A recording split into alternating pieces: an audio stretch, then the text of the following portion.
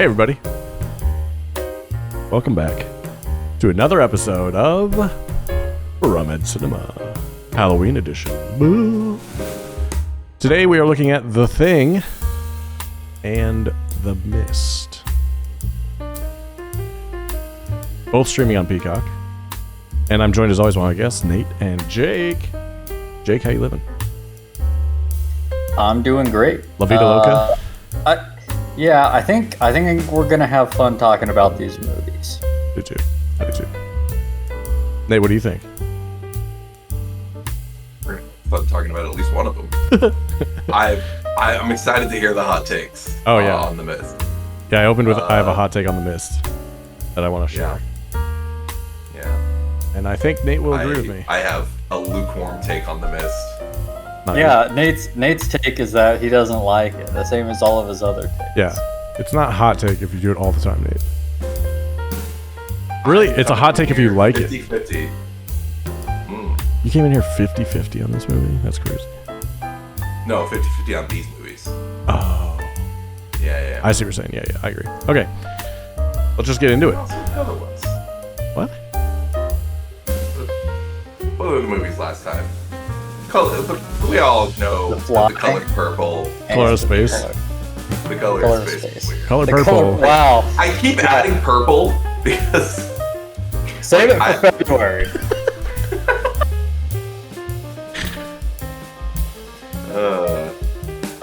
Go on, Nate. I mean, Response? I'm just saying we all know the color from outer space was purple. It's actually it was just purple. Indescribable color It was very that our brains cannot fathom. Indigo. i.e. purple. So let's start with The Mist. I'm just going to tell you my hot take. First off, we're going to talk about massive spoilers for The Mist pretty much immediately. So if you haven't seen the movie and you want to see it, go see it and come back. If you don't care, literally the whole point of the movie is the ending. So good luck. My hot take is this movie isn't good enough to have an ending that devastating. Oh yeah, absolutely. Yeah. This is a B movie, a B horror movie, like surprisingly based on a Stephen King novel that just only comes out with the Stephen King novel at the end. And it's based on a novella, and I'm pretty sure they were padding a lot in the middle there. You know what's crazy? The ending is different in the book. The ending is actually uplifting in the book. Oh, yeah. I did not know that. Yeah. Wild. I think the story for The Mist is like all the way through, including the ending. I think the story is the best part of this movie. Agreed. I think the execution of this is what made it so awkward. I don't know. Just so I watched, not to like talk about The Thing too much at the first, but I watched The Thing before I watched The Mist. And coming off of The Fly from last episode, we were kind of watching these like horror classics that they weren't very heavy on these really awkward horror tropes of basically of people being unreasonable idiots. Yes. Right. And then The Mist, it just comes barreling in. Pretty heavily relied. There's this weird tentacle thing in the back. I refuse to even go look. You're crazy. Right. Yeah. Absolutely insane. Especially with the only like actor I knew coming out of this movie being Captain Holt. Oh, it was a real bummer to see him be a fucking doofus. You didn't notice the 8 Walking Dead characters? Because I recognize some of them. The main character woman, the lady is, yeah. I recognized her, and it must have been from The Walking Dead. Now that you mentioned the old guy that was in the car at the end, he's also from The Walking Dead. I know Toby Jones from something. He's been in like a bunch I know of from stuff. The Hunger Games. He's been in a bunch of stuff. Tinker Tailor Soldier Spy. Yeah, he's always like a. Yeah, you don't forget his face. No, he's always like a really like gritty, not gritty. He's like a nerdy like spy master sometimes in like most of his movies. He's like the kind of like the brains of the operation, it feels like. The Q. Yes, thank you. The Q. I don't watch Bond, so I don't really know that. But yeah, the Q. So here's the fun fact. But yeah. Oh, go ahead. Frank Darabont wrote and directed this movie. Can you tell me anything else you think he wrote or directed? Let me give you some things. He wrote The Shawshank Redemption. He wrote The Fly 2. He wrote and created The Walking Dead. Oh, okay. And he wrote The Green Mile. So like he knows how to do Stephen King stuff. Well, I was gonna say that's interesting. I remember from the What Went Wrong podcast for the Shawshank Redemption, they were talking about how the writer was a big fan of Stephen King and like really wanted to make a Stephen King movie. And Massive. Shawshank was like he got it for like the Stephen King like lets people spec scripts for like $1, and he like he wrote the Shawshank, and Stephen King loved it so much that he like let him have it. Yep. Pretty sick. Interesting. Difference of Very. Okay, but yeah, I agree with Jake. Like to build on what Jake said, is the score of the screenplay like story of like the paranoia in the shopping center and everything is the best part. I agree with that. Like the monsters sucked. Yeah. Like they're like almost funny, and the acting was awful weird at certain points. It was just very like stony, almost is the way I would put it. Like very rigid. Yeah, like no chemistry coming from anyone, no charisma. Like the dashing like lead is like Thomas he's clearly Jane. supposed to be like a natural leader, and like it doesn't come across. He because of this movie, Frank wanted him to play Rick Grimes in The Walking Dead. Carl. But I don't. You could have done that. I mean, yeah, he basically did it in this movie. We wouldn't have been making that joke. Yeah, we would have. Yeah. He doesn't have it. He wouldn't have done it that way. He'd be like, Carl. Yeah, I'm you're sorry, right. Carl. Hey, he would have forgotten about Carl like in this movie. Weird choice for him to be an artist. Mm-hmm. You don't expect he's like, former military or something like that. But nope, he's like, yeah, I'm just an artist. Hey, Bob Ross was former military. True. He was painting he the things. Was he? No. Was that said? I might have missed that. Okay. He was painting the Things poster. He made the Things poster. I was going to say, if you watch the thing first, did you get a fun little ooh? Looky there. A much better movie. So I think the one thing that I've learned from watching lower budget horror movies from the 80s and 90s, and this is 2007, CGI is not the way to go. No. The Thing held up so well. The Fly held up so well. This does not. The Thing, yeah. Before we don't have to get it, but it's just, I can't even hear you say it without being like, it was so good. Yeah. It looked cool. Just watch it. Like, the Thing effects are so good. Yes. Man. And this one was just fine. Here's my question. It was bad. Yeah, it was bad. Yeah. What about good CGI of today? Will that hold up? I don't know. That's a good question. Have we hit the point where it's now fine to use CGI? We probably have. I feel like when you say good CGI, like qualifying it as good CGI, I think stuff will hold up. Because it doesn't have that shiny... like this movie even gets away with more than it probably should because all the bugs are slimy. Yeah. Which is easier in CGI. Right. But like you can think of like good CGI that like really blends seamlessly now, but there's still bad examples too. Like from this year. You can think of examples where I was like, oh, that was bad. Yes. And like it's gonna look so bad in a few years. I think it's easier to rush. It's definitely good. It's easier to rush CGI than it is to rush practical. So I think like you can get crunched by the time and be like, all right, we just got to get it out. Whereas practical, like they like one shot. They like wrap filming before the CGI is done, or like even close. So they don't even know what it's going to look like. Yeah, that's tough. You know, it's also universally, I feel like, known for anyone who pays attention that like CGI artists are basically in sweatshops at the night. So like they have no capability to make good CGI for the most part. Right. Like it seems like the impression is just like the filmmakers is just like, here you go, you have a month. Like, see ya.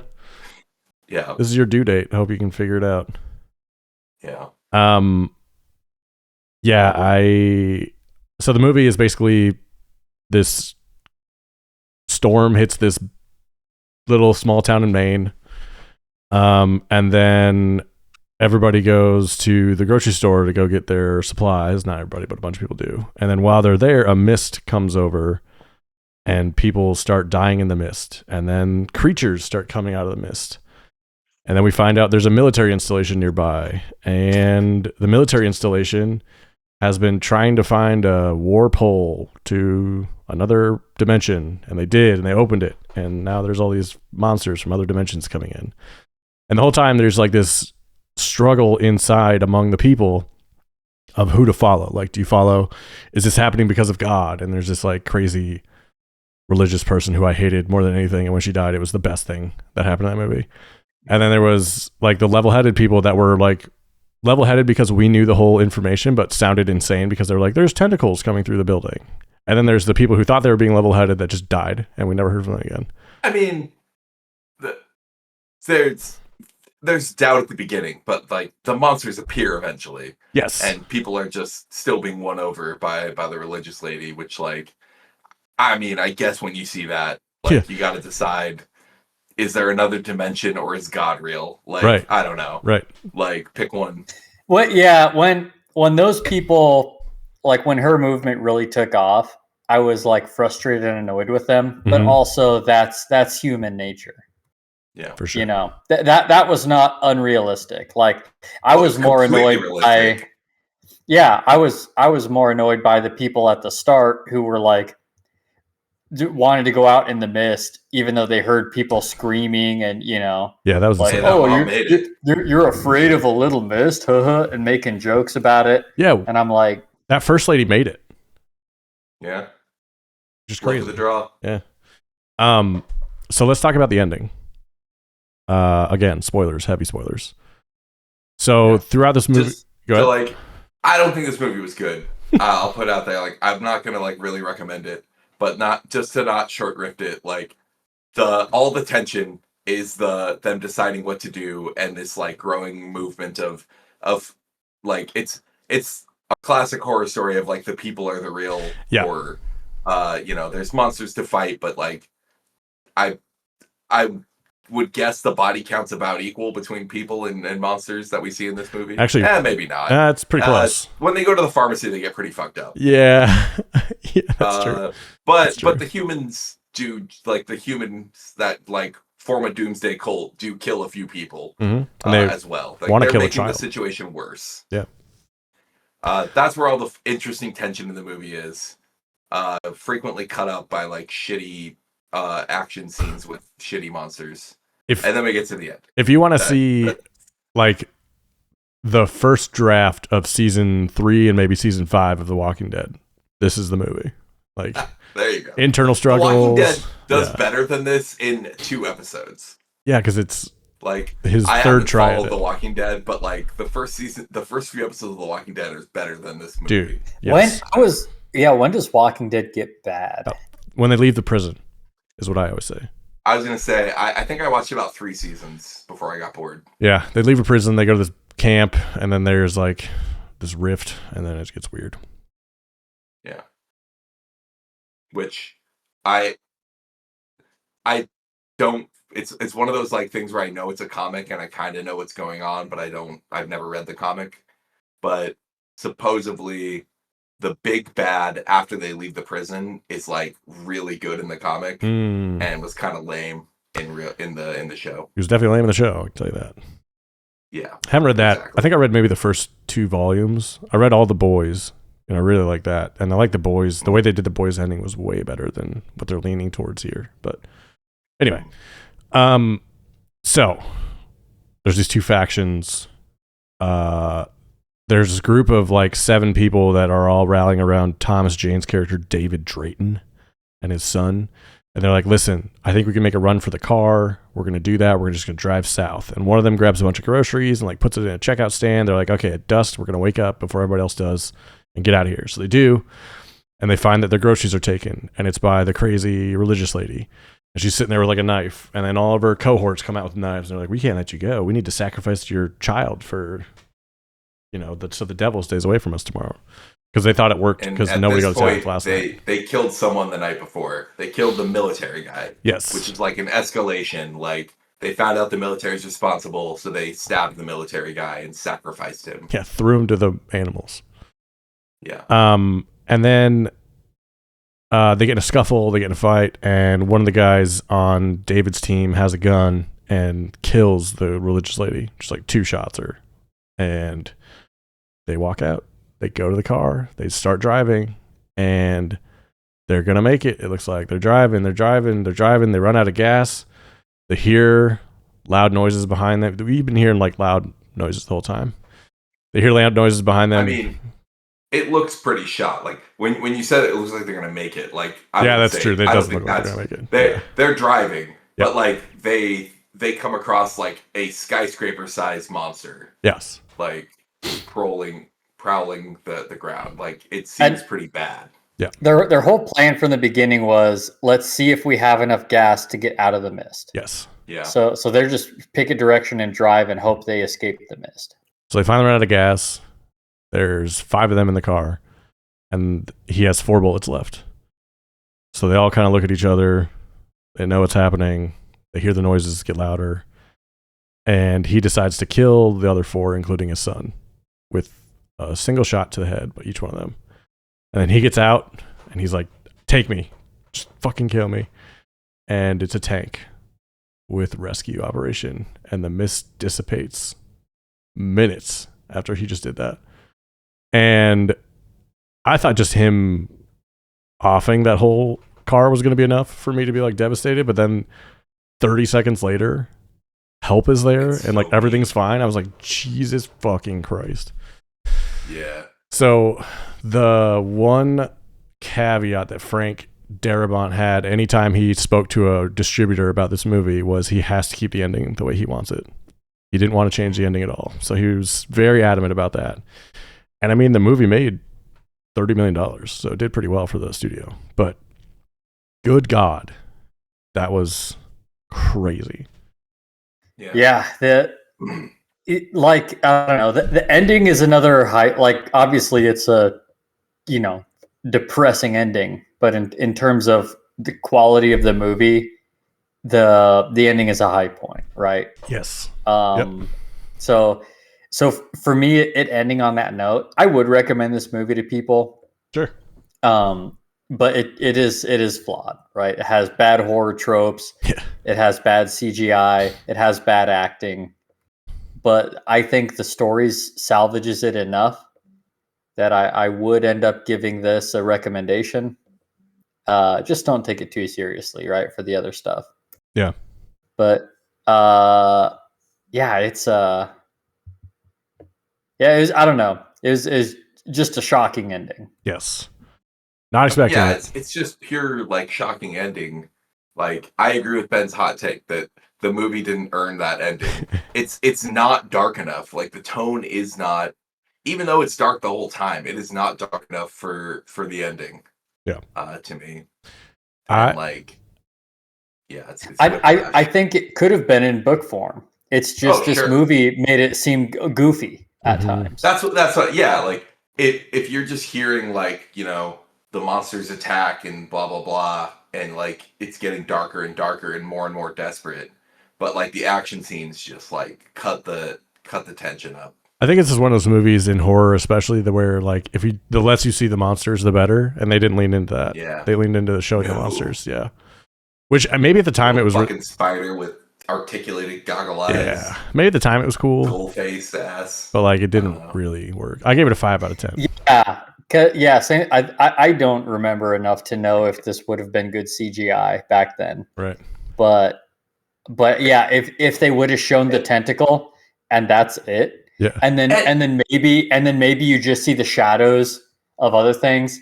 Right. This movie they would have have been the good. mist. Like you could have had like the misty monster come in and like grab stuff, but like the easiest out in the world. Personal stuff. I know. So other movies that came out in 2007: I Am Legend, Transformers, Spider-Man 3. Just to give you some other like that era of CGI. I've Pirates of the only seen I Am Caribbean. Legend once, because it sucks, and its CGI was also bad. Yeah, so it probably fits with the era. Yeah, I give it a 5 out of 10. I would agree with Jake. I think you could stream it. A horror movie is always like, give it a shot. Maybe it's your thing. Horror and comedy to me is like, yeah, give it a shot. I don't have any problem with that. I put it above Final Destination Bloodlines, but below Scary Movie 1. That's where it's slotted for me. I think that's fair. Yeah. Probably give it a 5.5, maybe a 6, but I feel like I'd look at my other 6s and be like, no. Yeah, I know. That's what I did. I originally had it as like a 6. I was like, nope, just can't. Like, okay, here's my other 6s. Thunderbolts, not gonna put it there. The Roses, maybe. The Accountant 2, no. Phoenician Scheme, no. Tron Ares could drop. Smile 2, no. Phoenician Scheme at a 6, I'm mad. I know. It wasn't for me. I don't know. Maybe if I watch it again, I'll come around. Like the Daft Punk album. You know, second or third time I was like, oh, this is great. I don't think so. Yeah. Let's hear some Letterboxd reviews. Before you make any big decisions, just wait 5 minutes. When Ollie shoots the religious lady in the head, that's cinema. Yeah, for sure. Absolutely no fucking way that's how this movie ended. Like 9 out of 10 of these are just, wow, that ending was so pleasant to watch. The fucking ending, why? Absolutely no fucking way. Yeah, just all of them about this. And the award for the biggest bitch in cinematic history goes to. She sucked, dude. I hated her. Oh, she's so good at being hateable, though. I know everything. From the get go. Everything she's ever in too. I'm like, you're just a crazy lady, aren't you? And she does such a good job too of going from, okay, I'm just your regular, overly religious zealot, and then when she starts getting a couple followers, just her slide into, I am God's vessel. Yeah. So perfect. And it's, whoa. So perfect. Yeah. Yeah, that was The Mist. Now let's talk about John Carpenter's The Thing. John Carpenter, you may know from such movies as Halloween, Escape from New York, others. He does a lot of music too, which is cool. He does the music for Halloween, that really famous music. He did that. He does some of the music in this, but most of the music is done by another composer who actually won a Razzie for this movie for worst score, which I thought was funny because I actually enjoyed a lot of the score. And another funny part, the score, the same composer was used for Once Upon a Time in Hollywood. Or excuse me, The Hateful Eight by Quentin Tarantino. And they used like leftover bits of this movie for The Hateful Eight. And he won an Oscar for Best Cinema Score for that. I'm so curious about this Razzie. Like, yeah. The music, the score didn't make a huge impression on me, but it was like, it fit very well with the mood of this movie. Yeah. It may help to know that this movie bombed. Really bombed. Here's why. Do you want to hear what else was in theater at the time of this release? E.T. the Extraterrestrial, Star Trek The Wrath of Khan, The Poltergeist, and Blade Runner. Shit. All at the same time. Yeah, this movie definitely like did not do well, but now it's like a cult classic. Like people go to it all the time and really enjoy it. I think once a movie bombs or even starts to bomb, then that snowballs. Yes. So I'm guessing it was, haha, this movie's bombed, it's so bad, haha, the score is so bad. Yep. Whereas had this movie done really good, people would be like, oh my god, the score though? You hear that? That was sick, dude. So this is Kurt Russell in all his 80s glory. Big hair, big beard, sick hat. So handsome. Just unbelievable. His eyes It's actually wild. Yeah, dude. I'd get in that helicopter. It doesn't even matter that he would have immediately gotten frostbite every time he walked outside with his hoodie on as his only hat. But it was unbelievable. I mean, they're playing fast and loose with the. Where did they film this? Los Angeles. On a set. And they pumped in 40-degree air, even though it was 100 degrees outside. They just pumped in 40-degree air. Kurt Russell would take dregs off a cigarette before shots to get the smoke effect. Wow. Yeah. Very kind of sick. So that's cool. This is the thing. Funny thing about the thing is this is actually a remake. Technically, it's a short story that was done into a movie in like 1960s. I want to say late 50s, early 60s. I think it was the 50s. Yeah. Yeah.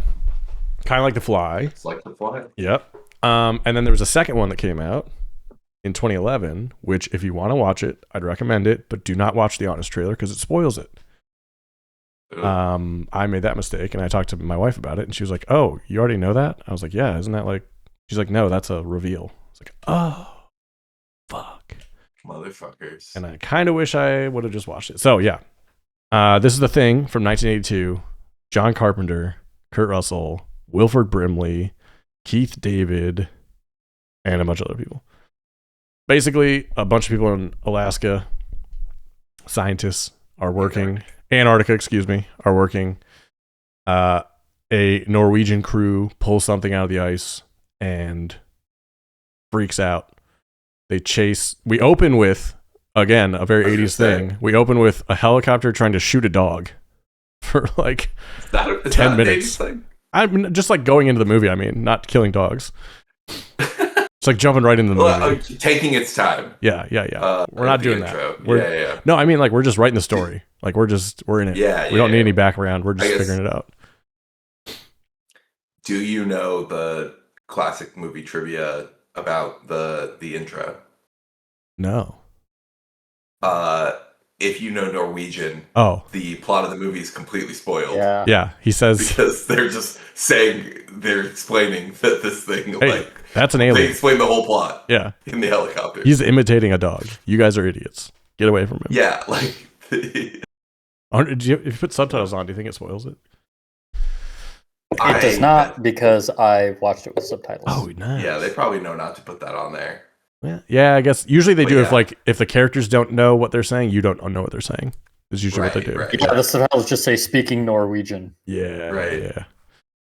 So, but yeah, no, they just didn't care about the Norwegian audience. No, they're like, you guys will be fine. We're not going to see it.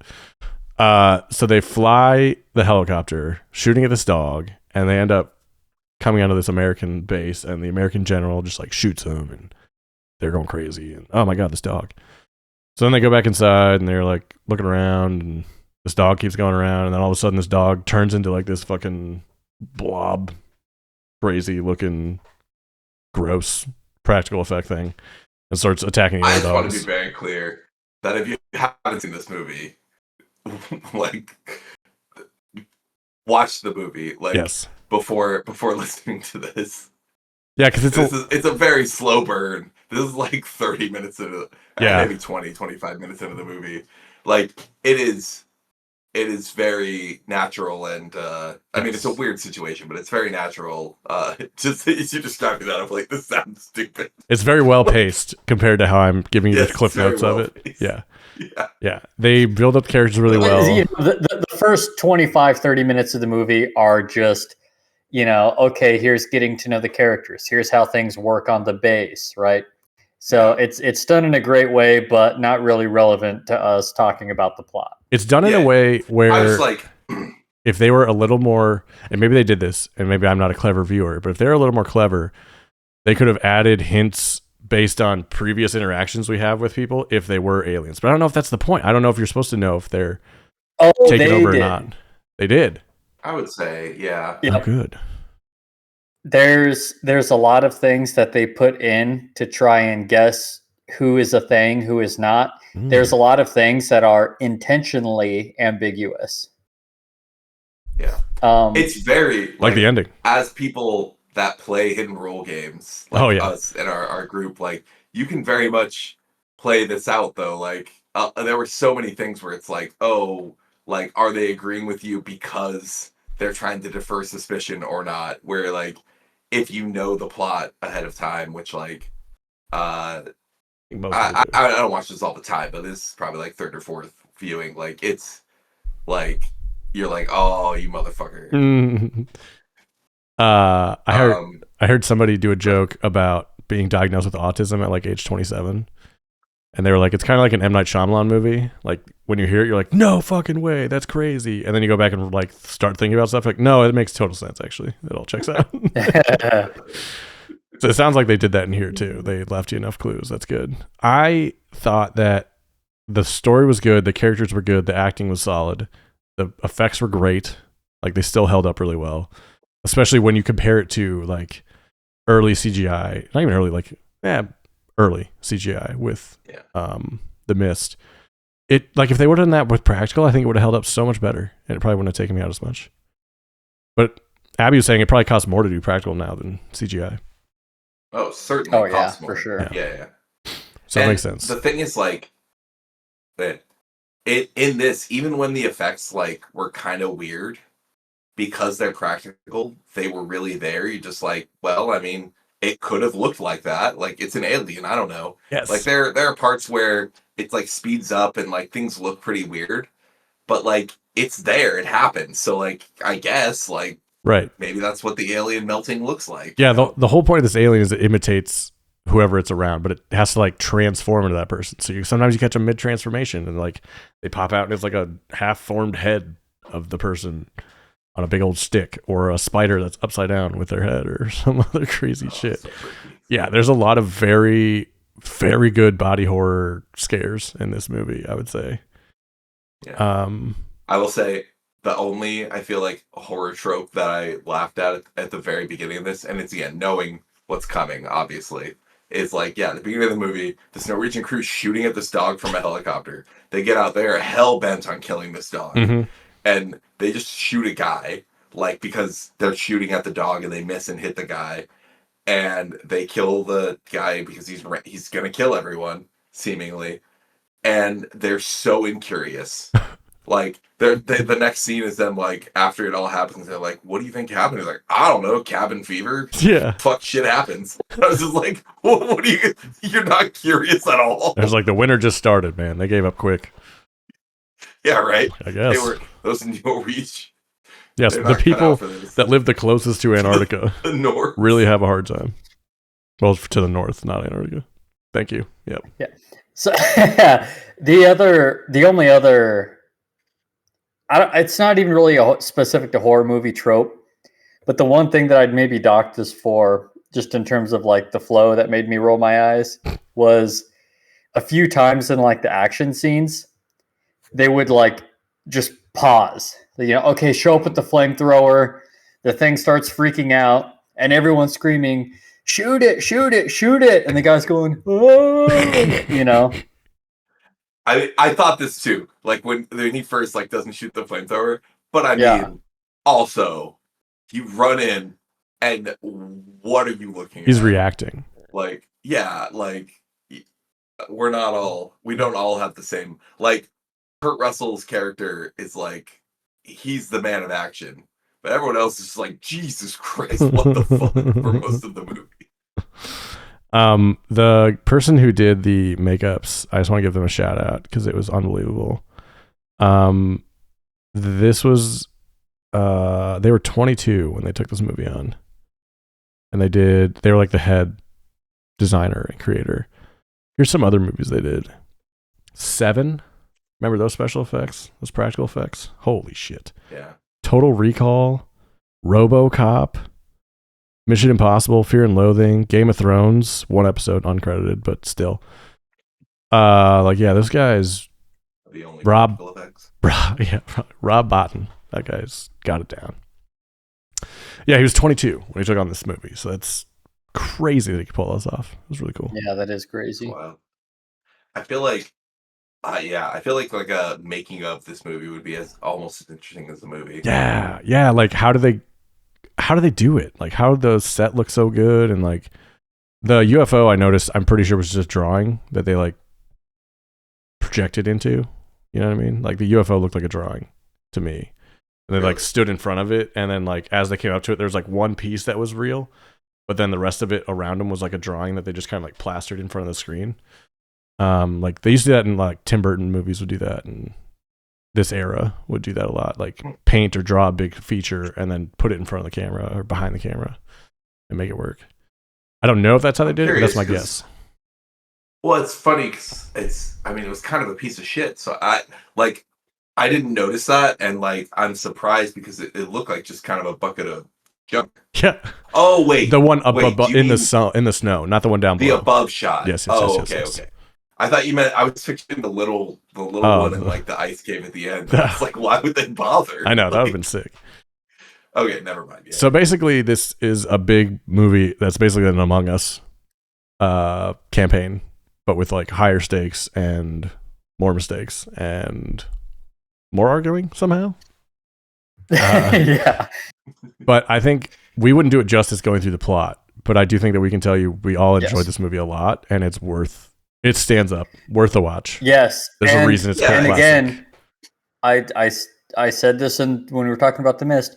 Smart horror movie people. Yes. Like like the plot isn't being driven by their own ineptitude. Right. It is very much, it becomes a battle of wits between the people on this base and largely MacReady, the main character, because he has to play the handsome hero. MacReady. But it's very much a battle of wits between him and the humans and the thing. Yeah. So I loved it for that. It's the narrative is not being propelled by people being morons. Yeah, that helps a lot. Yeah, like it's like and dealing with like not even having the meta, like who knows if this happened in real life, if you'd be like, oh, this is like Among Us, or this is like the thing, like we gotta lock this down. But they're figuring out what's going on. So like at the beginning they don't know what's happening, and eventually they realize, oh, this thing is taking over bodies, and they get locked down and get smart. I know. And yeah, it's a very interesting, like, tense thriller of like anyone could be the monster, just spliced with like great horror set pieces. Yes they do a really good job of keeping you interested in the story, but also caring about the characters and interested in their stories as well. Like it does a good job of like wrapping that, and like the side characters that don't really have anything going on are still like interesting enough where you're not like, well, they died, who cares? Like it's still part of the whole thing, I guess. Whereas in like The Mist, about 45 minutes into that, I was like, they should all be dead. I don't really care. Like they were just frustrating. It's kind of like Barbarian, you know what I mean? Where you're just watching, and you're like, I just don't like these people. But then in Weapons, it's like, I do like them. Not like rooting for any of them, and Yeah. So the thing really, really impressed me, and the more I think about it, the more I think I should have higher. But I gave it a 6 out of 10. That's wild. I know. I put it right below The Fly and right above Starsky and Hutch.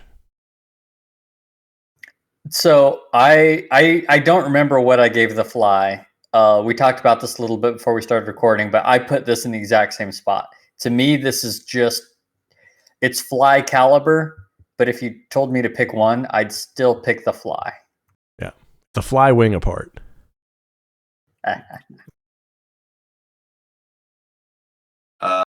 Put it above The Fly. I think like an 8.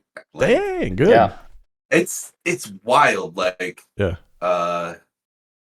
like I forget every time that I watch it just how tense it is, because like what's gonna happen, but you get sucked into it. I know, and it's hard to keep track of. Like you said, we can't summarize the plot, partly because what's interesting eventually, like if you know what you're coming into, there's a monster coming, but like eventually it becomes who's a monster and who's not. And it is hard to keep track of and pay attention to. Right. And so it really suck you in. Yes. Is there a monster at the end then? Ooh. That's the impossible to answer question. It's impossible. There's no. I came for hot takes. I think I don't know. I think McCready isn't, but I don't know if Childs is, and that's part of the fun. I'm on Team Childs's. Childs is okay. McCready's behavior at the end is so suspicious, though, for no reason. He's just giving up and drinking cigarette or some drinking. He's just giving, like, his whole thing is, we're not going to survive. We have to kill the thing to save the Earth. Oh. And at the end, his pitch is, let's just chill. Like, it's wild. Okay. They know how to prove if they're a monster or not. Right. It's not even hard at this point. Yeah. Like, you can probably clip a fingernail at this point, just like light it on fire, see what happens. Yeah, like the only way to interpret his behavior as not being suspicious is that he thinks Childs is a monster and he's trying to lure him into a sense of like false security and then burn him alive. That's exactly what I think happens. Which I do kind of think he chuckle. Yeah. There's the chuckle, there's I think it's suspicious when Childs first shows up and he's like, "Oh, you're the only one left." Mm-hmm. And McCready's like, "I'm not the only one. There's you too." That is some suspicious language. Mm. It is odd that Childs wouldn't attack him if he was the thing, though. Yeah, it's true. Yeah. Have you seen the kerosene theory? No. What's that? I have. Yeah. So the idea is because he was making Molotov cocktails by filling. So the theory is that bottle didn't have liquor in it. That's why he didn't drink it at the end. He pretended he like went up to drink it, and then he passes the bottle over, and then when Childs drinks it and doesn't know that it's not alcohol, then because that's when he laughs. That was a fleeting thought in my mind as I watched it. I'm not gonna joke. I'm not lying. Like that came across. I was like, man, I don't know. That might be kind of far fetched, but I'm glad it's not. So I was aware of the theory, but so watching it this time, it seems like he's going to take a drink before Child shows up. That's what I thought looking at it again. I'm like, I don't think I think it's him before he. Yeah, I agree. Yeah. The other very cool idea, but yeah, about why he chuckles there and why that would imply Childs is infected is because they all had an agreement. Let's not share any food or drink, and Childs was, if anything, the most suspicious of the group. Also, just Childs not being antagonistic with him when he hands him a beer is almost proof enough. Yeah. Yeah. So then when he hands it to Childs and he takes it, then he knows, okay, this isn't really Childs. Otherwise, he wouldn't have. Yeah, you're right. I think that whole interaction that we saw was the test that is going to lead to McCready taking action as soon as we're done watching the movie. I mean, from his perspective, if you're him and you're a human, there's no reason not to just burn you both alive. Very much so. Like, they know they're dead. Yep. So it's leave a monster or don't potentially leave a monster or don't potentially leave a monster. Yeah, that computer exposition piece earlier really helped us figure that out. Both the Thing and the Fly. Yep. I love the magic 80s computer. Mr. Computer, what are the odds that this could happen? 75%. Kill everyone. What if this gets out? 27,000 hours till everyone is dead. Oh, 3 years. All right. We should fucking do something about that. Stands Up, cult classic. Give it a watch. Yep. It's Halloween. Give it a watch. You know, this is going to come out on Halloween. Give it a watch. You know, real quick. The other great thing about this movie is you can tell somebody what happens in this movie and you can tell them the ending and it almost doesn't spoil a thing. Nope. Yeah. Yeah, like without like going into the shocking moments, like describing them in detail, they're still going to hit hard. Yeah. And they still do. Like I said, I texted you guys mid-movie. Like I know that the defibrillator scene's coming, and it still gets me every time. Oh, that one's... It's like the alien chest burst scene. Like, it's just, there are some things that are just that good. Yes. Yeah, there are. Let's check out some Letterboxd reviews. That was my question. Yes. What was your favorite effect? Oh, what was your favorite scene? There's so many good. The spider head, awesome. Yeah, I thought that was really cool. When it like crawled on its own and just went. That was pretty cool. That was pretty cool. That was the one that was getting me to go the most. Yeah. That's one where if I was like, the dog one at kind of very near the start was also horrific. They sprayed actual water on that dog. That was like. I looked up like whether there was like complaints about it, and they were like, "Nah, that dog was a famous actor." Yeah, he knew. And he apparently had a great time. Lassie's kid, he was fine. According to them, Nepo puppy. Right. Okay, so here is Letterboxd for this movie. My dog looks at me. Me. How do I know you're not the Thing? 1982. Bit of a downer to watch this before embarking on a trip to Antarctica with my boys tomorrow. Among Us the movie. Yep, that's a good one. For almost 40 years, people have been asking if it's McCready or Childs, when the answer is neither. The credits clearly say that John Carpenter's the Thing. Ooh. Oh, yeah. Nobody trusts anybody now, and we're all very tired. That was a very poignant thing to hear nowadays. Nobody trusts anybody now, and we're all very tired. When McCready's talking into the, like, recording towards the end.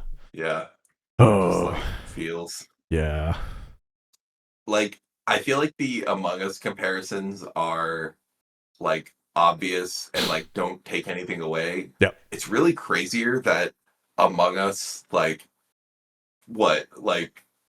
30 years later, like, so well captured the feeling of the Thing. Mm-hmm. Like, it's actually just, like, crazy it took that long and that it did it that well with this goofy little game. Because exactly how it feels. Yeah. Like, when you're in a good game of Among Us and you're, like, talking about who did what, like, it is the exact feeling of paranoia that they had in this movie. Yep. Yeah. And you want to cut your finger open and fire up some blood, see what happens. Oh, yeah. If I could prove who was who by bleeding us all, I would do it every game. Using the same scalpel was almost the moment. It would be suspicious if you didn't agree. Yeah. Did you? Oh, I'm so glad you said that. When he wiped the scalpel on his leg, I was like, "Are you fucking stupid?" Yeah, dude. I know you don't know what AIDS is yet, but you're fucked. I mean, even in the context of the Thing, even just one drop of the Thing's blood on that thing, the test is ruined. Oh, I see what you're saying now. Yeah, you're totally right. Jesus. Like, this is life or death, man. He goes whop whop. That's it. Like, I clean a butter knife more cleanly than that when I go between peanut butter and jelly. Are you fucking kidding me? Okay. What's your procedure for going from peanut butter to jelly? 2 knives. Peanut butter to jelly. 2 knives is the move, I'm realizing.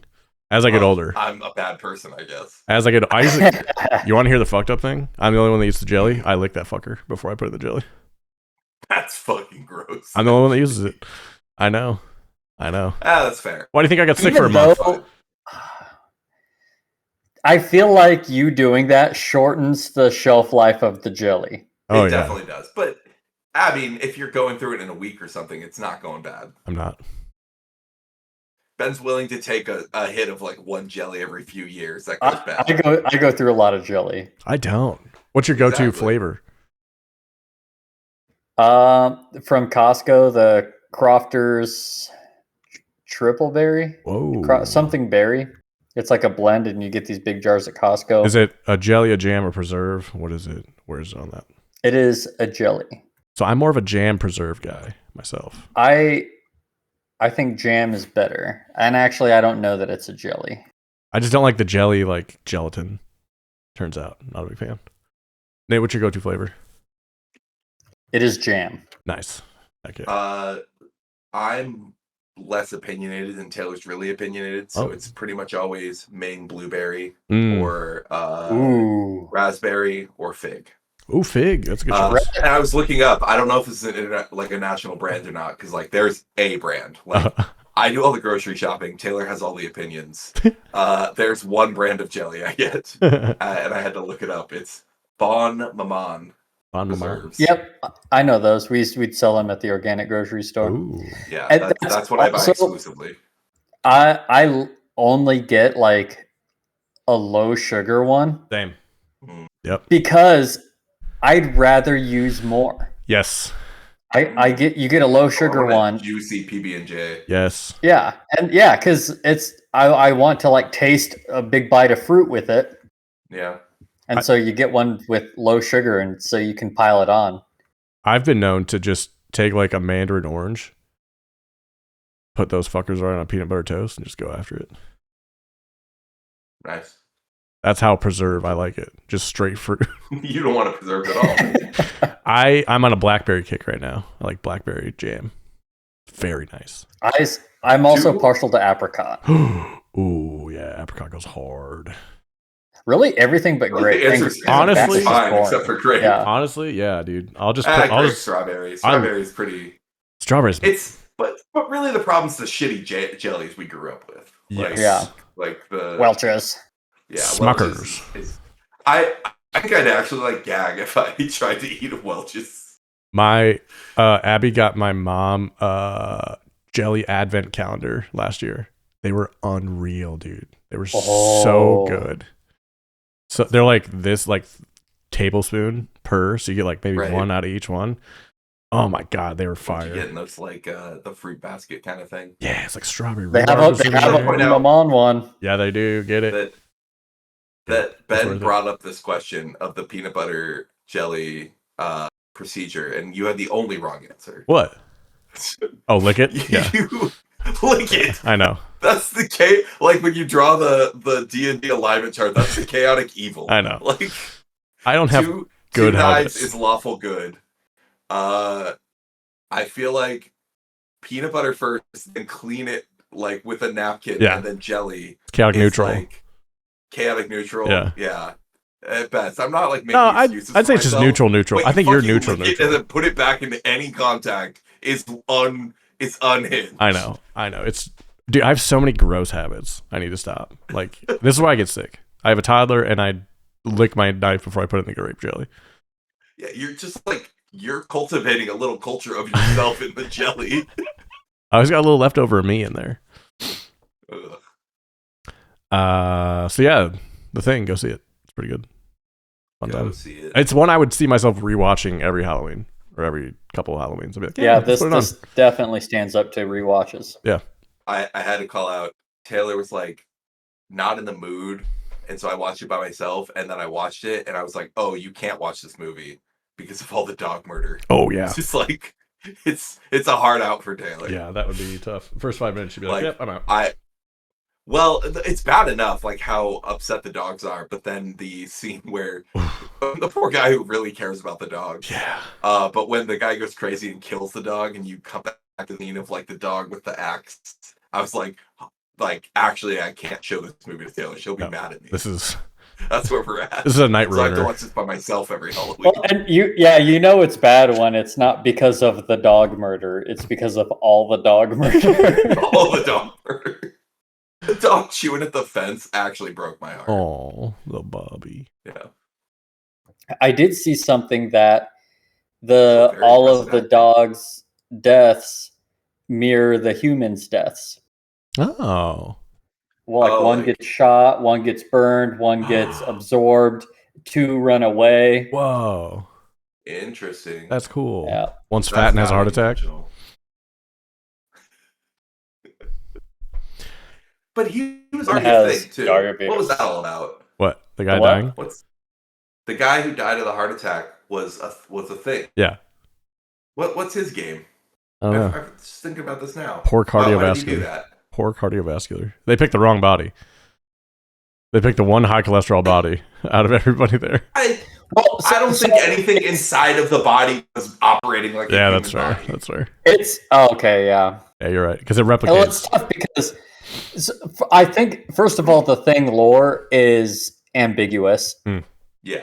and then even so they clarified things for the Thing too, but they further established some canon, but I think that further established canon doesn't obviously the Thing 1 wasn't made with that in mind. Right. Yeah. They're building off of it rather than. Yeah. I feel like, despite how much I'm like lauding this movie, I have no interest in watching The Thing 2. I think so. I don't watch the honest trailer because it spoiled it for me. I think you should watch it because what it reveals is, I think, worth watching. And then I told Abby like what I heard about it, and she was like, "You know that already? That's like kind of a big deal." I was like, "Oh no," and I'm like pissed I can't see it that way. So maybe give it a shot. Abby liked it. She did. It was good. Yeah. This is the 2011 movie. Yep. It was that long. Wow. Yep. Rotten Tomatoes doesn't agree. Well, maybe I don't know if they do practical effects or not. So. Okay, how much money did this movie make at the international box office? So outside of US and Canada only. How much in Norway? It was banned in Finland. Ooh. I'm gonna go 15 million. I feel like based on the idea of it bombing, I'm gonna go lower than that. I'm gonna say 10 million. Less than 800,000. Oh wow. Not even a mil. That is bad. I don't know if it got released everywhere though. Because you're right, Norway can't release it because they'll be spoiled right away. Russia, we're not talking to this they time. could have changed the voices. Yeah, but did they? But would they? Yeah. I did see that this had one of the higher budgets of any. Like this movie had the same budget as The Mist. I don't know. I don't think it's inflation corrected, but yeah. Crazy. Wait, not inflation corrected. So I don't think it so. was much more expensive. Yeah. Yeah, makes sense. Yeah. It seemed expensive. Yeah. Like, it is a big They had to movie. They had to pump the AC into LA for a month. Well, so I asked where they filmed because one of the things I read was part of the reason that the script was so tight was because they had so many weather delays when filming. And so he was able to really just clean up the script over and over again. So I assumed it was weather delays due to snowy weather, but maybe it was too hot. Yeah. I think it was 100 degrees. This says filming took place on refrigerated sets in LA and in Juneau, Alaska, and British Columbia. Yeah, so they must have done some on. Probably the outdoor scenes were out at Juneau. Well, yeah, that'd be weird. Yeah, but then all the indoor were. Cool. Yeah, so they must have been like snowed in or something or whiteouts. The Thing from Fantastic Four. Go check it out. It's clobbering time. It's cloning time. So, with it being Halloween, we're going to play a game where we fight to the ultimate movie villain from horror movies. I'll admit, I don't know some of these, but I think it'll be fun either way. Game time. Horror movie villains. This has nothing to do with like just gut. It's going to be gut check. Basically, who do you think would win? Not only do we not have a set list or methodology among us, I'm going to be changing my methodology from matchup to matchup. Ooh, I love that. Just like you did with your Gummy Bear and Sour Patch Kid. Nope, I was consistent all the way through. Yep. I'm sure you're mad at me for being inconsistent. Whatever, Tootsie. But I stand by my decisions. Or Tootsie. Go ahead. All right. Okay. How was that $100,000 that you tried, by the way? Yeah, did you eat $100,000 yet? I can't. Wait, what? I know. Are you serious? And yet. Definitely milk chocolate bed. Oh, duh. I haven't had a real candy bar in a decade. Why did we do that one? Oh, that's my bad. They were just all like animal-based products. I remember them all. I still had very strong opinions about them. Yeah, you did. Yeah, that was the most opinionated we've ever been on this whole podcast. I'm very curious because, like, not by choice, having switched to like pretty much exclusive eating dark chocolate, and I like it now. Like there was a Kickstarter like last year where someone, a company made vegan versions of like classics like Hershey's bar, Kit Kat, Unreals. Not Unreal. That uses like darker chocolate still. Oh. I really like Unreal for the most part. This was this was a company that specifically made, like, it's a small company that was specifically making like milk chocolate replica of, like, they were trying to get as close as they could, and I got them, and they could have just been bad, but mostly I was like, these are so sweet, and I did not like them at all. And I think maybe I just don't like milk chocolate. Dude. Like, I wouldn't like it because it's so sweet. So you're saying these Unreal ones are just dark chocolate versions of all these candies? Because that's like a dream come true for dark me. chocolate typically. They're really good. I love dark Like, chocolate. Unreal is genuinely really good. Peanut M&Ms are what I eat only, but like I think they're amazing. That sounds so much better. The only one I don't like of theirs is the peanut butter cup. I had their like Snicker and I really liked it. Interesting. Yeah. Somewhat My favorite. What's the one? It's just coconut covered in chocolate. like Mounds. No, that has an almond on it. Or a mound. No, right? no almonds. Mounds. But so that is. I don't even think I like the original, but I love the Unreal. Dude, dark chocolate rules. That's what I'm saying. Like, I think I probably just don't like milk chocolate because a lot of people who just eat dark chocolate say that milk chocolate's too sweet. Yeah. But yeah, those were like, it was like hurt my teeth because it had been like 6 or 7 years, and I ate it. I was like, oh my god, these are awful. Jesus Christ. That's I can't drink like a regular pack too. Have you had like a Powerade in a while? Because I only drink like no sugar drinks. Yeah, zero. Oh man, I had a Gatorade like a couple months back, and I took a drink, and I'm like, ooh. Yeah. I accidentally, like, being sick, like, grabbed the wrong color. Ooh. Like, I grabbed the wrong light blue, and I took one drink, and I was like, oh my god. Yeah. We got it. Like, it tastes gritty. Abby. It is because it's not all dissolved yet. Abby turned me on to zero sugar Gatorade cucumber lime flavor. That is genuinely probably my favorite. So Gatorade. refreshing. It is so good. We just always have it in the house now. It's so nice. Yeah. Pete Holmes has a joke. You should look it up later about Cool Ranch Doritos. I'll show you. Okay. So our first matchup: Pennywise, It the Clown, versus Ghostface from Scream. It's like, what is his name? And then I realized as soon as you said it, oh, it's obviously Ghostface. Ghostface. Yeah, I forgot until I literally was up to talk. So here's my thing: Ghostface, I think, was like the number one trick or treat Halloween costume when we were in like middle school. Like everybody wanted to be Ghostface because it had like the cool mask that like bled and like the fake knife that bled. I think Pennywise is badass, and Ghostface is just like a dude that can stab you. Yeah, I mean, I don't watch like this. I haven't watched the Scream movies really fun. or remember them. They're fun. I'm sure there's something supernaturally going on, but like to me, Pennywise takes it like it's not even the thing.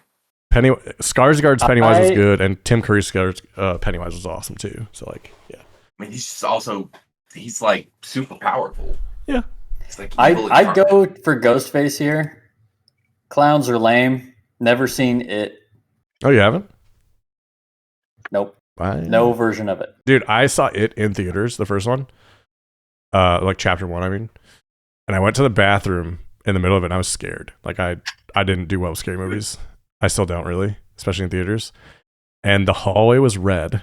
And I swear to God, I heard somebody whisper my name when I was in the bathroom. I was by myself. And I was like, nope, I'm leaving. There's got to be people who just like go to movie theaters. Oh, yeah. And just fuck with people. I would think so. Scary movies, you just go to the bathrooms and sit in the stall and just laugh like Pennywise. Oh, what does he say? You'll float too. Yeah. You'll float too. Hi, Georgie. Pennywise is moving on. Yeah, I mean, yeah, sorry, Jake. He's not a clown. He's a monster. Yeah. He's like an actual monster. Like the clown's distracting, frankly. Like he's a straight up monster. Next we have Jack from the Shinnin and Ashok from, I'm gonna say any movie you want because you guys don't like Jaws, but also Jaws. What's pulling me toward Jaws here is I love the iStock photo on this bracket. It's so perfect. It's just some like third party. There you go. So yeah, Jack That's Nicholson's neat. character Jack from The Shining, or a great white shark, a shark, megalodon, whatever you want to call it. So it's just a shark. We're not talking about the Meg. Yeah, That's fair. this does also, bring back Dimitri Martin talking about not being afraid of sharks if he were to meet them in a land situation. Oh yeah. I don't know. It is weird looking at a picture of this pairing of all the pairings, the big Jack. Hold on, though. Versus the shark. Yeah. Hold on though. Sharknado brought them on land. True. I'm going shark. These are like the two of I'm like looking ahead of all of these. It doesn't even matter because they're not getting anywhere. Jack's not the villain. The house is the villain. Ooh. And the shark is just a shark. Well, These are the worst ones. bloodthirsty shark. First off, All sharks bloodthirsty? human bloodthirsty. Oh, negative, baby. I don't think the sharks discriminate. Oh, that's Yeah. probably true. I think in real life, the only reason a shark's not attacking a human is because there's easier prey. Yeah. And this shark decided for some reason that humans were the prey. I don't think you've seen 1970s horror movies. Humans are the easiest prey. Yeah, it's true. In this universe, humans are easier than seals. Yeah. I'm gonna give it to Jack here. All right. I'm not a fan of Jaws. Just it's a very iconic character. Sure. Very iconic lines. Yeah. Dun it. Dun it. Nate, who are you picking? I'm going shark. Yay. Because Jack's like a victim. Even though he's scary, he's Ooh. also a victim. Wow. Speaking of, the next battle, Jigsaw from the Saw movies or Freddy Krueger. I'm going Jigsaw on this. Freddy Krueger's iconic. I'm not going to be upset if he advances. I feel like Freddy Krueger is a horror villain of yore, and Jigsaw was the face of the next generation. And I'll give him props for that. That's fair. I think I would have rather had the puppet than Jigsaw, because I think the puppet's scarier than Jigsaw. Because Jigsaw is just like an old guy who wants to get back at people, kind of rightfully so. And Freddy Krueger gets you in your. You're kind of implying both. Freddy Krueger gets you in your dreams. Like you can't escape him by going to sleep. Every other movie you can escape by going to sleep. This one you can't. So I think Freddy Krueger is mine. Okay, let's put you in a Jigsaw trap, and you can Just sleep go your to way out sleep. of it. Ben, you're like talking me out of my answer. Like, for me, this is like Freddy, no contest. I think like a guy that can go into your dreams and kill you in your dreams is the most terrifying. Yes. But the retort that any other of these monsters, you can just go to sleep and the problem is solved. Okay, no, is the most ridiculous thing I've ever heard. It's not what I was saying. That's not what I meant. But it is what I said.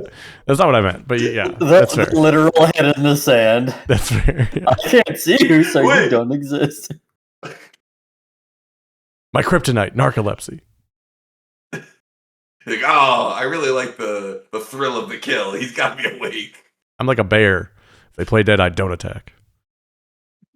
So Freddy's moving on, or did I talk you into Jigsaw? I'm voting Freddy. All I right, think good. Freddy is actually like terrifying. Yeah. Like the concept is very terrifying to me.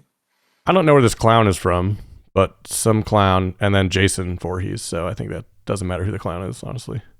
Yeah, Jason's- I also don't know the clown, but this one's clearly Jason. Yeah, it's Jason. What a great... I wonder if part of the reasoning for Freddy was then people would be, because you watch a scary movie and it's always like, oh, now I got to go to bed. But then now specifically, it's Freddy. Yes. Yes, totally. God damn it. So you put that fear of sleep in people. That's what I meant. Sorry. That's what I was going for. That was the eloquent way I was trying to say it. Not in reality. Like, yeah, if I was in a Jigsaw trap, I would just be like, I'm going to go to sleep. Yeah. But if I watch Saw, yeah, you get it. Okay. Oh, I see. Then, yeah, you go to sleep and you're not scared anymore. Yeah, exactly. I was just curious. The clown is from Killer Clowns from Outer Space. So I thought that might have been the case, but I didn't want to be wrong. And I didn't know any of you would know that movie. I didn't. Okay. I searched, I described the clown to Google, and it came up. Okay. Yeah, it's Killer Clowns from Outer Space, which I've never seen. It's one of those B movies, I'm pretty sure. Yeah, for sure. Yeah. Okay. Pennywise the Clown versus Shark. Oh, wait. I just listened today to the What Went Wrong for Freddy for Nightmare on Elm Street. Sure. And so there was some inspiration, just like fun facts.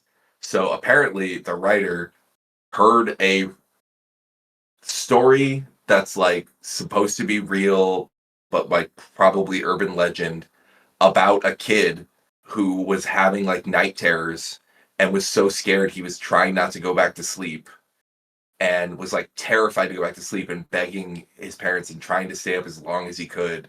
And finally, like, he like collapsed from lack of sleep and his family took him to bed and he died in his sleep. What? And he said like something was after him. And like after they found him, they like found a coffee maker with like black coffee in his closet and like stuff to keep him awake.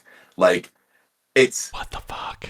I don't know that it's real, but like the writer heard this story and that inspired him, and like he spent like a few years kicking it around and then like needed a movie basically and was told like it was also, I think it's this guy, right? Wes Craven. Wes Craven. I said Wes Anderson first. A big part of the episode is about how it as a joke and you beat me to it. About how Wes Craven wanted to make comedies, was not interested in horror. But like his first big hit was a horror movie, and he just got forced to keep making horror movies, basically. And so like he made a horror movie, I can't remember what it was, and then he wasn't having any success doing other things, and they were like, just make another horror movie, and so he made Nightmare on Elm Street. Oh my god, that's so cool. And yeah, he just like all his movies are like horror movies. Oh, he did the original Last House on the Left. That was his first movie. Oh yeah, they mentioned that one, which is like fucked up, right? Yeah. I haven't seen that. Very messed up. Yeah. Yeah. Two teenage girls headed to a rock concert, tried to score marijuana in the city, and they're kidnapped and brutalized by a gang of psychopathic convicts. Cool. Yeah, that was his first movie. Brutal. Yeah. Yeah. So I think that was it. Like, so like people like, you're great at horror. And he was like, I actually want to make comedy, like romantic comedies. They're like, nothing worked. He did also. And so he just kept having to go back to make horror movies to make money. He directed Scream also. Yeah. Okay, that's great. I actually want to listen to that episode now. Pennywise or Shark? Clown. Fuck, Shark. Okay. Freddy versus Jason. We've seen this a few times. Ooh. You know they set this up. Definitely Freddy. He's more. I know that Jason is like supernatural, but he doesn't seem supernatural, right? He just seems like a dude. That's fair. He's like, you can kill him like a normal dude. He just comes back eventually. Yeah. Seems to be his whole life. He's just like a super strong zombie, right? Yeah, for sure. Yeah. I mean, Freddy just looks scary. Like, I'm sure Jason's scary too, but like, yeah, Freddy. You're right. It's all Freddy. All right, Pennywise. Oh, yep. Last thing. Like, it's so full of things. The glove. I'm still looking at the picture now. The hero glove, like the good one that they did for close-ups, was real knives. Oh and my god! Every single person who put it on hurt themselves. Because if you close your hand, the knives cut your arm. Jesus, that's hilarious. Yeah. Ow. It's like the Game of Thrones throne. Right. Just swords. Like, imagine putting it on and be like, don't close your hand. And what? then like 10 minutes later, you're just like... Oh, I get an itch. Yeah. Pennywise the Clown or Freddy? I'm gonna go Freddy. Clown. I knew it was gonna come to this. I said it fast to make sure. They're both manifesting your nightmares. Mm-hmm. They can That's both. its whole deal. It's also Freddy's whole deal. They can both become like a different shape, form, whatever. Yep. Yeah. I mean, it's got to be Freddy based on the fact that Pennywise was defeated by a bunch of teenagers. That's right. Children. Uh, All right. Freddy has not lost. Now, here is the next one. Hellraiser Pinhead. Never seen him, but looks wild. Versus the Leprechaun, which some of the funniest movies I've ever seen are the Leprechaun movies. I was going to say, it's a straight up joke. They're awesome. These are two movies I have only ever seen the pictures of the villain. Mhm. I've never seen either movie. I remember Hellraiser back when video rentals were a thing.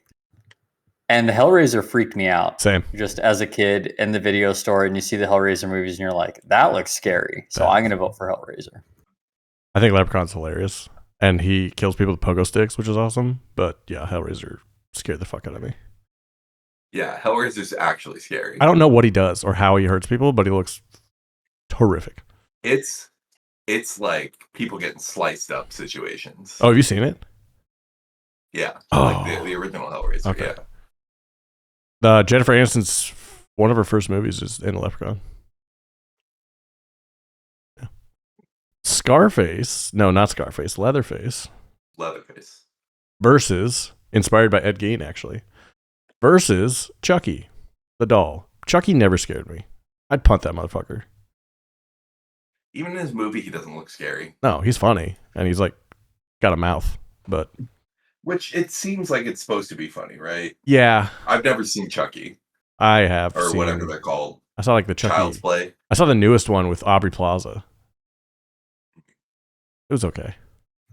I'm I going. didn't know she did one. Yeah, it was wild. It was like really recent, right? Yeah, within the last like 6 years, I'd say. Mm. Yeah. Leatherface for me. That I've never seen that movie, but I want to, and it looks fucked. Also, Leatherface. I don't think like the Chucky doll's not scary. The what's in the Conjuring doll, Annabelle. I'm just that doesn't do it for me in terms of Megan? Oh yeah, what about also Megan? No, I'd never seen it, just no interest. Yeah, I just don't care about scary doll. It's fair. Yeah. Are you going Leatherface, Nate? Yeah, I have only seen this movie once, way too young as a kid. Got traumatized. So I don't know if I find it scary either, but I mean, I also agree that Chucky's dumb. Yeah. Next we have The Wicker Man. No, not The Wicker Man. Is it The Wicker Man? No. What's the one? Say his name 3 times. Candyman. Candyman. Oh, that's right. Candyman versus Alien. I mean, Candyman's creepy, but I don't know anything about Candyman. Me neither. There's 2 movies I haven't seen them. I haven't seen an Alien movie either. I've seen a Facehugger, and they're terrifying. You bastard. Alien's good. Like, have not seen the original Alien. He hasn't seen Wizard of Oz. What are you talking about? He's got bigger fish to fry. Bigger tins to man. You know what I'm saying? And bigger crows to the point scare. Of like remembering being like terrified at that amusement park ride at Disney World. There's a Alien ride at MGM Studios. No way. Yeah, it's terrifying. Just the face huggers themselves make me cringe so and the bad. Chest burster. Like I know Candyman's scary, but and I'm completely confident, like because you obviously. We've been inundated with pop culture references to Alien. Yeah. Like, when I think of the chest burster, the first thing I think of is like the parody with like the frog, like the WB frog. Yeah. Hello, Mahoney. Hello. Still with that, I'm completely confident that if you watched Alien, like it still hits. Yeah. I'm going Alien. Yeah. Aliens, because even the design of Alien is an all-timer. Mm-hmm. Yeah. Mm-hmm. Now this one. I think this one could get wild. We have Michael Myers versus Predator. I think it's Michael Myers hands down. Here's my thing. If you're hunted by Predator, you're not going to see him. You're not going to know you're hunted by him. You're just going to be dead. Michael So Myers. you're going with how scary it is. Michael Myers will let you know you're about to get killed, and will do it in a brutal way with like no extra thought. Just. See, I feel like I could win against Michael Myers. Sure, that's fair. People have survived. People have. I'm really appreciating this argument though. Like, I agree. Like, I think I have a chance against Michael Myers, but I also agree with Ben that like, for any of us, if a predator's hunting you, you're gonna be dead before you know that you're being hunted. Exactly. So how scary is it to face the predator? Not. Speaking of changing our criteria for everyone, but like here I'm like, how scary is it to be in that scenario? Because to me, Predator is just like I don't know, just a hunter. Michael Myers is gonna spend time creeping outside of your house and making sure you see him, and then not see him, and then see him again. Kills you. He's gonna fuck with you. What if you were told, okay, one of these two things is gonna hunt you? I mean, yeah, exactly. Like, that's where the Predator is definitely scarier because, but like also you're like, if you tell me the Predator from Predator is coming at me, I'm like, oh, so I'm dead. Yeah. Okay. It's just like acceptance at that point. Just kill yourself, I guess. but don't even bother because it's going to be more painless. Well, I don't know. It only gets bad for those guys when they start fighting back. If we learned anything from The Mist, it's you got to wait about 5 extra minutes and then just see what happens. Yeah, right. Yeah, you find out the Predator's like, oh, wrong address. Yep. Why would I be hunting you? How well did we do this episode where the ending of The Thing is let's just wait a while and see what happens? Oh my god. And then the ending of The Mist was I can't wait another second. That's so true. Holy shit. I bought Abby a shirt for our anniversary. It says it has a picture of Michael Myers on it, and it says "Speed Walking Champion 1974." Nice. That's it too. Like Michael Myers, get in a car, man. He's scarier with that one. He doesn't give a fuck. He'll find you. I'm gonna say Predator for this. Michael Myers. I think Ben was Predator, right? No, it was Michael Myers. No, Ben was Michael Myers. Oh yeah. I didn't go on that full spiel about not caring about getting hunted to then pick the Predator. I got myself turned around. Yeah, you're okay. Well, I like your argument, Ben, but I'm going with Predator. Fuck. Mostly to have Alien versus Predator. Golly. They set it up on purpose. They set up I Freddy know. versus they did. Jason. I know. They set up Alien versus Predator. I just feel like Michael Myers got shafted in that one. I think almost any other spot he would have won. It's unfortunate. I mean, yeah, like he's misplaced. Yeah. Looking at our top brackets. Yeah, they both are ridiculous. He's kind of out there. Leatherface or Pinhead? I think I feel like Leatherface. Put Michael Myers in there. Yeah. I think Pinhead, again, he's supernatural. Like having Texas Chainsaw Massacre is not supernatural. It's just psychos. Is that scarier though? You could go either way. Is realistic murder scarier than supernatural, or is it the other way around? Being based on a true character, is that scarier? Like someone that actually did this? A theory that I've heard and I've noticed in my life that it tends to ring true is that women are more afraid when it's something that's realistic. And men are more into the supernatural. Interesting. But also based on everything about the world, very fair. Yes, yeah, it's What do I have to fear? It better be a ghost.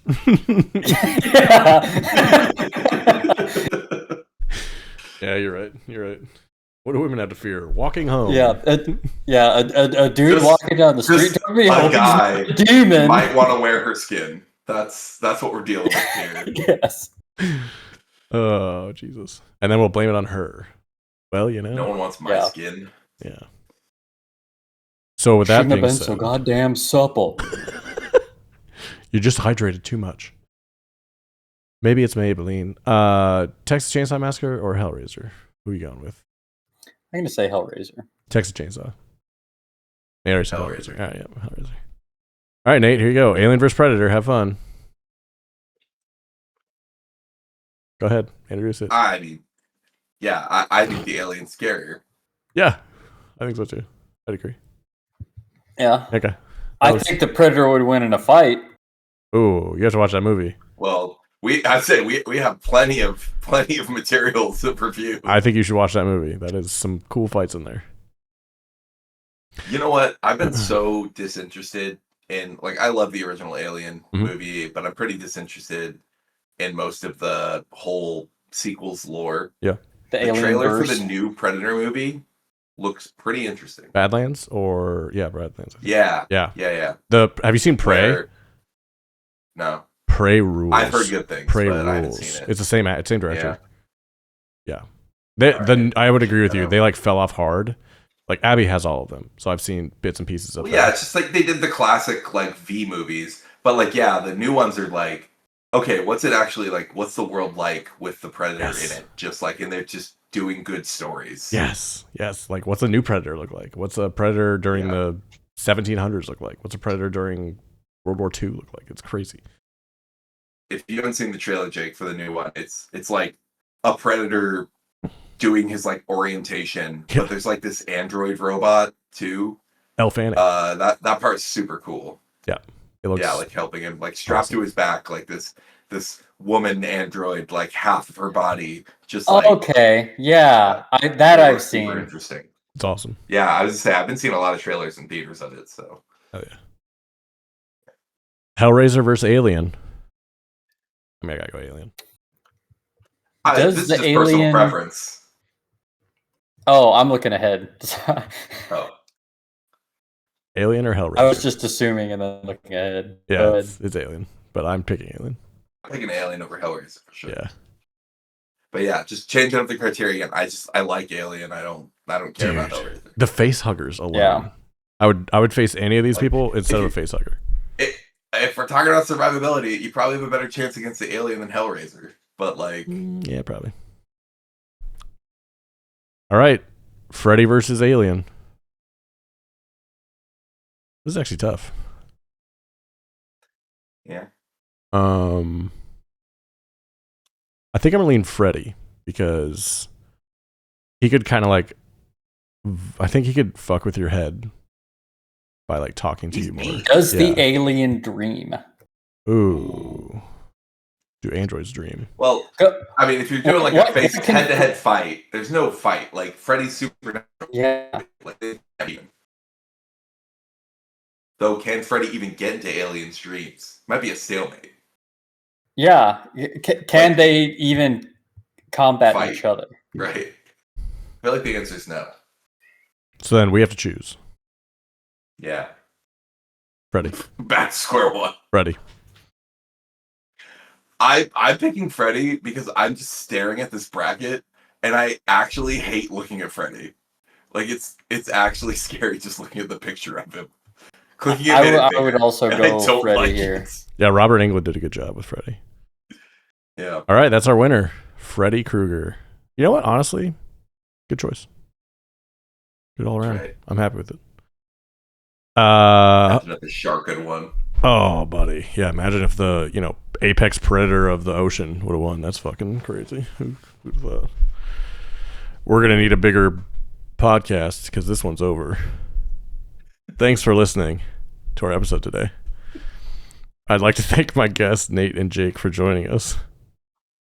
You make me want to quit. If you're new here, you can follow us on Spotify, Apple Podcasts, and anywhere else you get your podcasts. If you do this on Apple Podcasts, please leave us a review.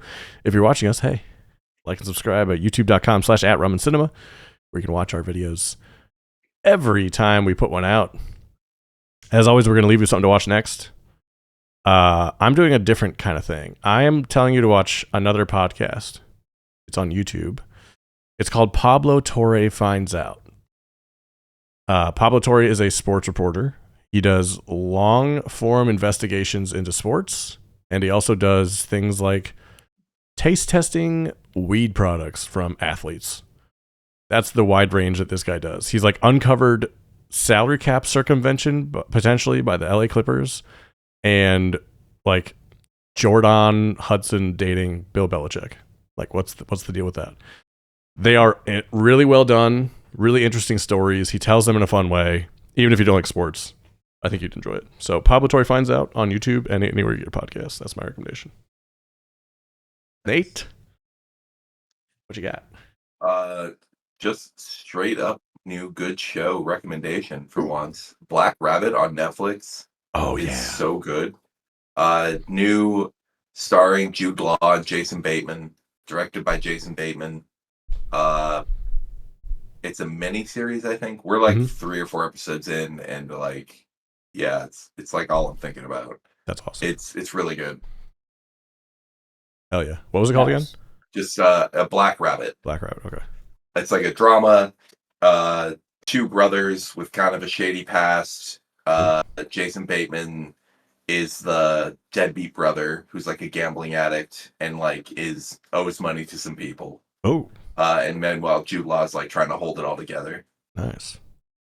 That's sick. But it's so good. Like it's a frantic pace. Like kind of. This isn't like a direct comparison, but like the pace a lot of times feels very frantic. Like the bear. The Bear. Okay. Which a little bit like it's like he owns a restaurant and they're running a That'd restaurant. be a different show. The Bee. I said The Beef. I was thinking of that other show I haven't watched. That was a really good one too, actually. I keep hearing that. That's good. I haven't seen it. How accurate is this? The AI overview. Okay. Is Black Rabbit worth watching? Whether Black Rabbit is worth watching depends on your tolerance for slow burn thrillers. Ooh.